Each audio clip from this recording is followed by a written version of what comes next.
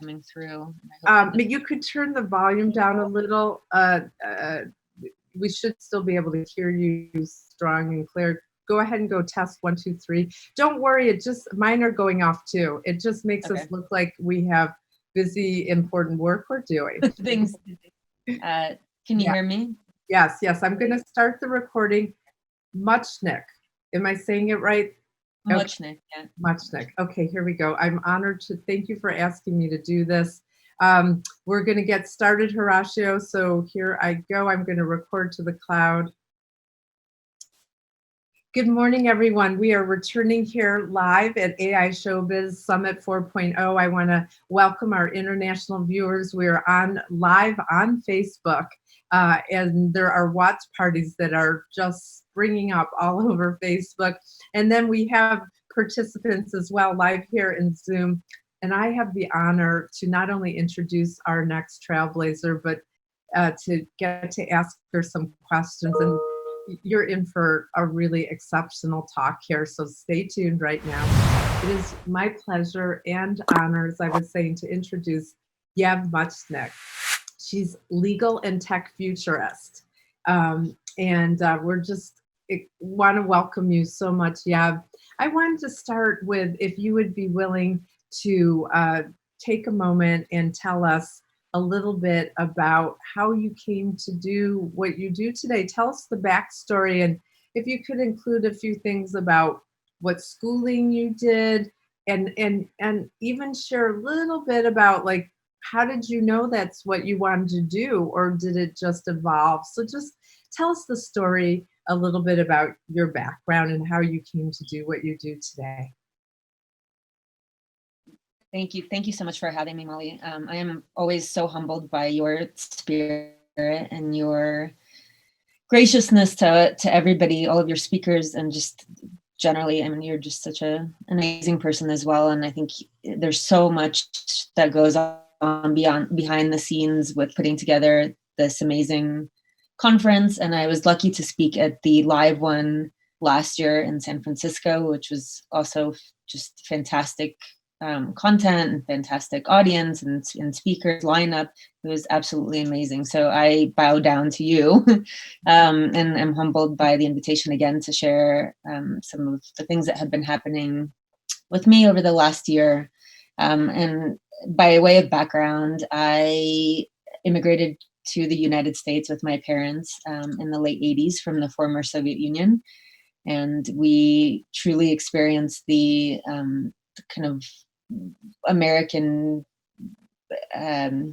immigrant story of coming with 2 suitcases, one stuffed with pillows and kind of $20 in our pocket, which was really sort of the foreshadowing of my journey as an entrepreneur and my sense and lust and desire for justice.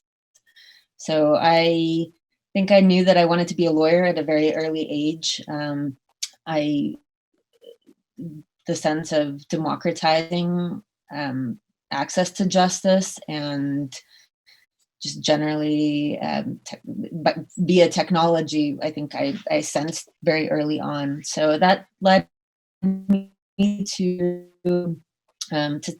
start my education in the legal industry. I studied in the UK at the University of Birmingham, where I received my law degree. I ended up doing a master's at George Washington University in DC, and then also at Oxford. And I was convinced that I wanted to be a human rights lawyer, which I still do. But I've been able to sort of satisfy that desire by going into corporate, but also focusing on companies that have some sense of purpose and are mission driven and are creating and coming together for just general innovation and social good by using technology. So that has sort of been my guiding light in my career and the path that I've been down on. But coming from a corporate perspective and from kind of a presence on a core team as the corporate lawyer that is also aligned with the mission of the founders. Yeah, that is so beautiful. Thank you for sharing that. And next, as we're still delving a little into your background and philosophies, I wanted to talk about blockchain. Blockchain has been a major discussion item over the first 2 days of the summit. You and I are very much value blockchain, and I was wondering if you could say a few words about what attracted you to blockchain and where do you see it heading, including with your own practice? Sure. Yeah. So again, the attraction to blockchain was the pillars and the philosophies that underlie the technology and the community that has evolved around blockchain. And some of those are transparency, some of those are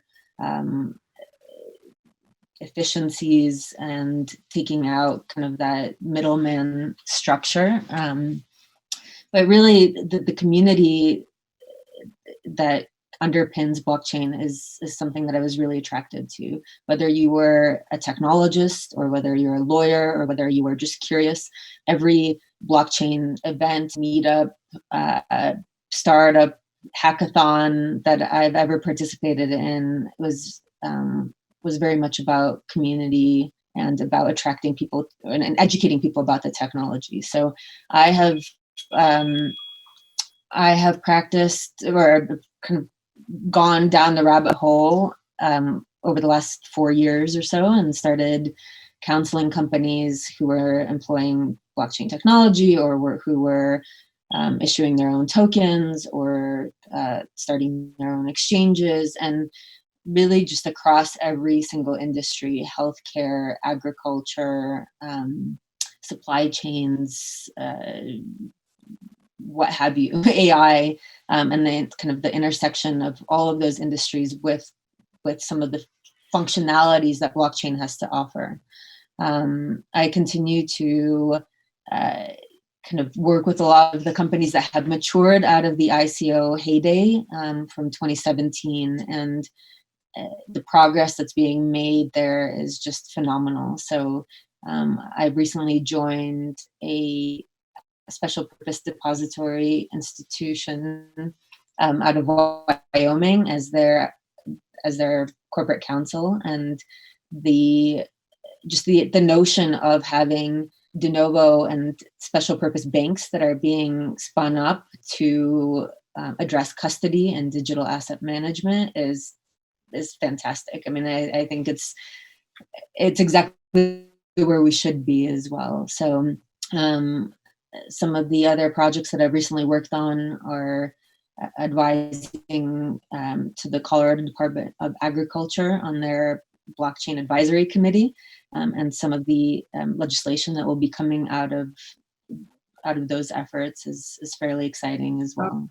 So I mean, I think that blockchain as a technology, setting aside sort of kind of some of the conflation that has taken place with cryptocurrency, even though there is still a strong use case for cryptocurrency or digital currency or virtual currency, however you want to term it, I think that there's still a lot of potential and use cases for the technology, and we're going to see a lot of them mature this year and the next couple of years as well. Fantastic. Yes. I was at Davos this year, and I personally felt I was witnessing a revolution with blockchain because the financial community was there from all over the world. And I came to realize that in other countries it is so far advanced, and we're getting started here, but there's ways to go. On the legal front, in the area you advise on, how do you think we'll accelerate with our blockchain adoption here in the United States, or what's your prediction? Because I did notice that a lot of countries were much more developed with their blockchain strategies and implementation. It's a great question. I mean, unfortunately, the United States, some of the regulatory environment has crippled a lot of the innovation that has been kind of taking place in the background over the last couple of years. And I mean, a lot of that know-how was taken offshore into Europe. And I mean, I think I'm still seeing a lot of it happening here, but I think that the focus right now is on decentralized finance, DeFi. Mhm. The regulatory climate has evolved a lot, and sort of the lead on a lot of the regulations, like Wyoming and Colorado, as well as doing a lot. Delaware, and there's a lot that are following suit. But kind of, I think one of the best use cases for the technology evolved around the issuance of the stimulus payments that just came out, and how haphazard that whole process was. And a lot of the sort of officials talking about having a virtual currency that's pegged to some kind of a stable coin or to the dollar. And that would make, just again, bring a lot of efficiencies around the whole process. The fact that we had to mail out physical checks and the process was so delayed, and the cost associated with that is exactly why technologies like blockchain exist, to kind of shorten that process from a time perspective and from a cost perspective. Yes, very good. Well, now I'd like to shift to the topic of artificial intelligence and where that crosses into the work that you do. Could you elaborate a little bit more? Sure. I mean, so again, I, um, I think of myself as sort of a modern lawyer. So I come into a core team, or a team of founders and executives and technologists, and kind of step in with maybe a deeper sense or a deeper level of subject matter expertise than most lawyers have around these technologies, and kind of act as a key player. But in terms of just my industry, the legal field, and employing and adopting some of these, like AI and blockchain as well, we've seen a lot of that disrupting the industry. So whether it's being used for discovery purposes in litigation, or for contract extraction tools, and just kind of speeding up some of these processes that have been held back by the human element, right? Not only the human element, but kind of the status quo of industries that have really become comfortable in the way that they've always operated. So the legal industry is an excellent example of that. You know, that you have lawyers that have been practicing for a very long time. They're stuck to their sort of billable hour model. And here you have ways in which to cut out so much of that time, and sort of bring down that ivory tower, and the access to information, and to be able to do it yourself. So I'm very much a huge supporter of that. I know that it comes with mixed emotion, because everybody sort of wants to hold on to what they're comfortable with, what they're familiar with, and anything that challenges that. And I think that's, it's true for all industries. So. There's time for one more question here before we go to the audience questions. Given the pandemic and COVID and all that we're experiencing today, how is that impacting your own practice and advisory services? Have you seen a change in the type of clients' needs that you're addressing at this time? Yeah, I've been fairly lucky that my practice has sort of stayed on the same trajectory that it was before COVID. I think that's more to do with the way that I structure my services, that I have a boutique firm. I don't have a lot of overhead, and I offer kind of a combination of ways to access my services, whether it is in just pure from a compensation perspective, purely from kind of a standard billable hour model, or from a hybrid model where I take an equity stake in the company and really come on as part of the team and provide the legal advisory services. But from the perspective of governance, and I haven't touched upon this point yet, but I'm seeing a desire for more democratic governance in the type of legal frameworks that companies are building out. So whether that is in the form of a cooperative model or form of consensus just released their, or Open Law just released their DAO Lao, which is a decentralized autonomous organization and a limited autonomous organization. So it just provides a lot more decentralization in decision making and fairness, and really kind of taking away that triple shareholder bottom line, and developing and founding companies that are in it for the long term. So, and that doesn't necessarily exclude investor interest, but it makes sure that there's this deeper alignment in terms of growth and return on an investment. Thank you. Well, the first question, yeah, thank you for sharing all that. Absolutely fascinating. The first question that came in has to do with governance, and I know that's an area of specialty for you, and you just touched upon it in this last response.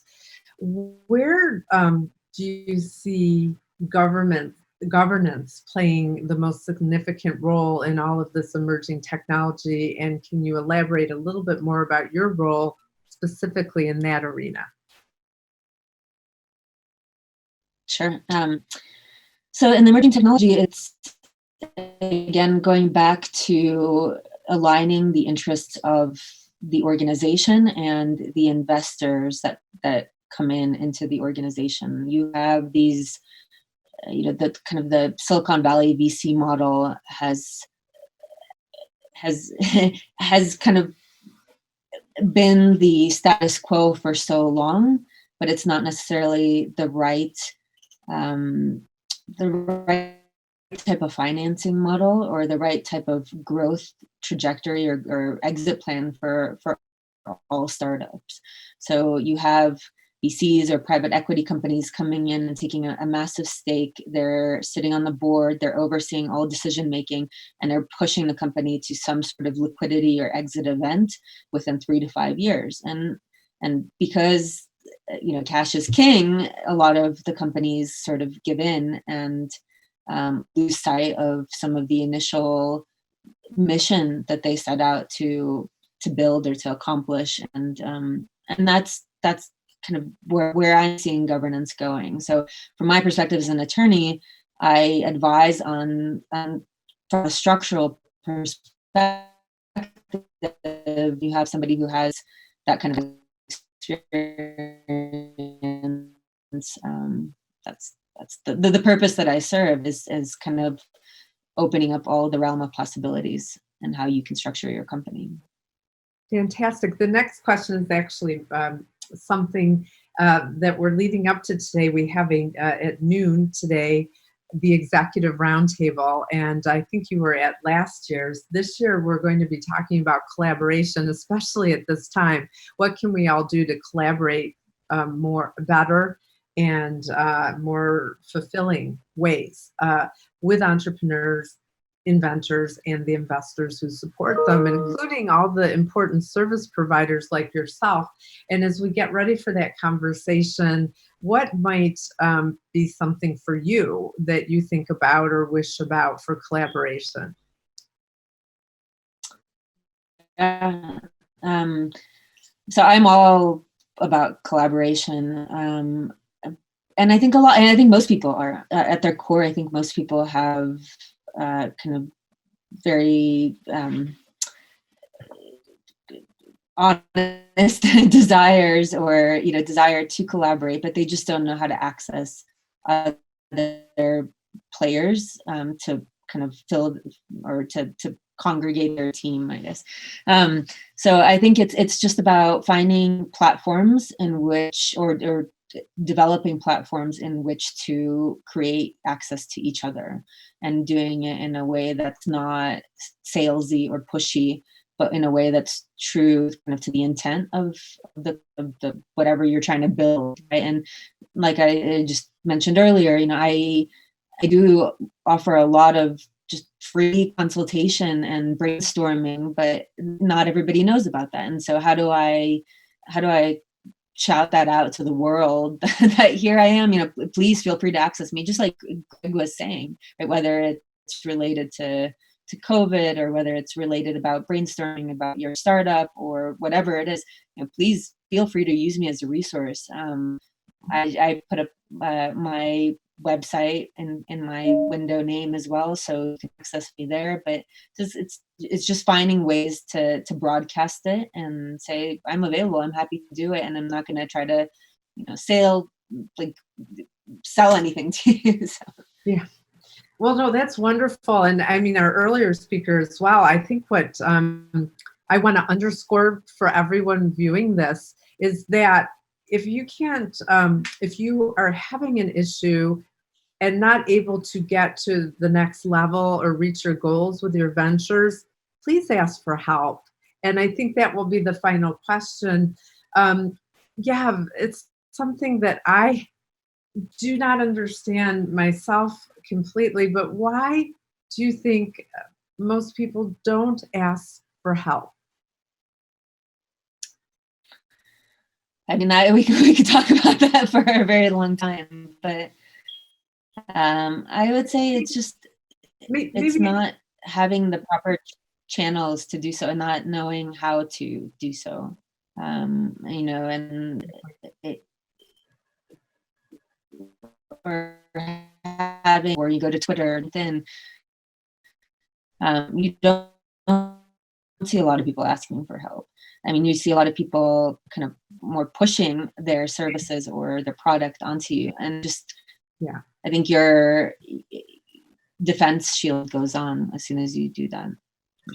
Yeah, and see somebody doing that. So I thank you, Yev, so much. I want to end on the note of mentorship and just say that Yev could be a great mentor, advisor to you. Ask for help, whether it's of Yev, myself, or someone else. There's no drawback in asking for help. By the way, it's how this event is happening, and I think because I needed so much help right out of the gate that I just got comfortable with asking for help. So I think it's really wonderful, yeah, that you could spend time with us this morning. And I hope you can join us at noon for our roundtable. It's going to be a great discussion with all of the speakers coming in. And we're expecting over 100 people to Zoom in. We'll see, though. Yeah, thank you so much for your time today. Thank you, Molly. Thank you so much. And thank you for everything that you do in the community as well.